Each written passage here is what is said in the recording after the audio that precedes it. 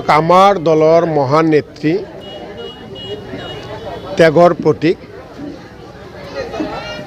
সোনিয়া গান্ধী ডাঙৰীয়ানীৰ জন্মদিন উপলক্ষে আজি বৰপেটা জিলাৰ পাকাবেতবাৰী ব্লক কংগ্ৰেছ কমিটিৰ উদ্যোগত দক্ষিণ পশ্চিম বেতবাৰী মণ্ডল কংগ্ৰেছৰ সহযোগত এখন সভা আমি অনুষ্ঠিত কৰোঁ আৰু এই সভাৰ জৰিয়তে আমি সকলোৱে একেলগে সোনিয়া গান্ধী ডাঙৰীয়ানীৰ দীৰ্ঘায়ু কামনা কৰোঁ, সুস্বাস্থ্য কামনা কৰোঁ আৰু তেখেতে যাতে দেশক সেৱা আগবঢ়াব পাৰে, দেশৰ জনতাৰ কাৰণে যাতে মাত মাতিব পাৰে, দেশৰ জনতাৰ ন্যায়ৰ কাৰণে যাতে বলিষ্ঠ পদক্ষেপ ল'ব পাৰে, তাৰ কাৰণে আমি ভগৱান আল্লাহৰ ওচৰত প্ৰাৰ্থনা জনাওঁ।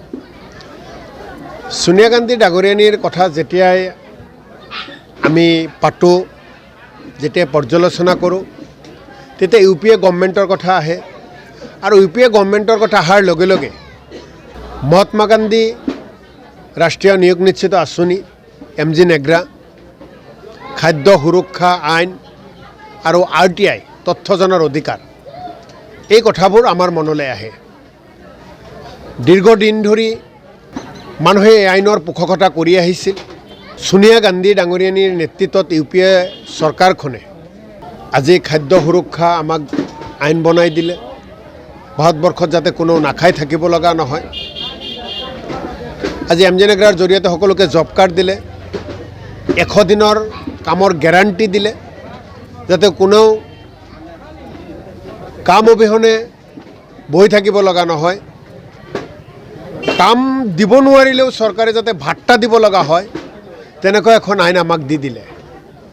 তথ্য জনাৰ অধিকাৰ, ক'ত কি হৈ আছে, দুৰ্নীতি হৈ আছে নে ভাল কাম হৈ আছে, চকুৰ সন্মুখতে দুৰ্নীতি কৰি থাকিলেও অফিচে ঘূৰি তাৰ পৰা একো পোৱা নাযায়, এইবিলাক শুদ্ধ পৰিৱেশত অনাৰ কাৰণে, ন্যায় পোৱাৰ কাৰণে RTIৰ ব্যৱস্থা কৰা হ'ল, তথ্য জনাৰ অধিকাৰ আইন আনিলে।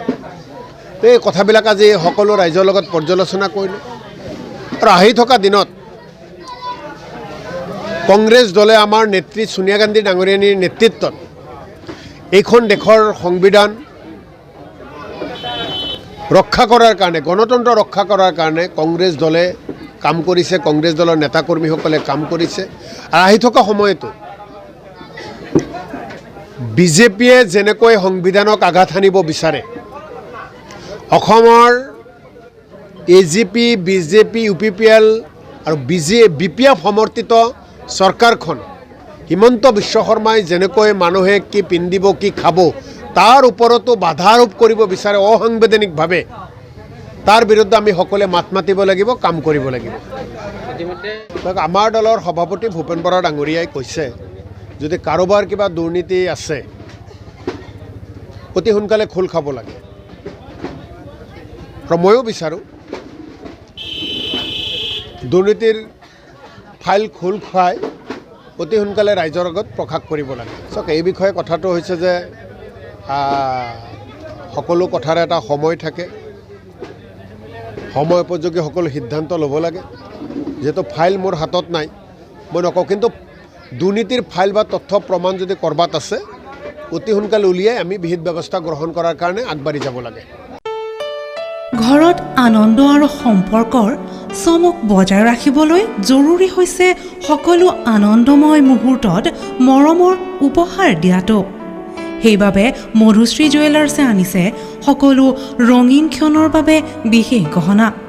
হীৰাৰে হওক, সোণৰে হওক বা ৰূপৰে হওক, শ্ৰেষ্ঠ ডিজাইনছ আৰু হলমাৰ্কযুক্ত গহনাই ৰাখে সম্পৰ্কক নিখুঁত। তেনেহ'লে আজিয়ে আনক আনন্দ মধুশ্ৰী জুৱেলাৰ্ছৰ সৈতে। যোগাযোগ কৰক 7028000341 নাইবা ভিজিট কৰক LNB ৰোড, নলবাৰী, অসম।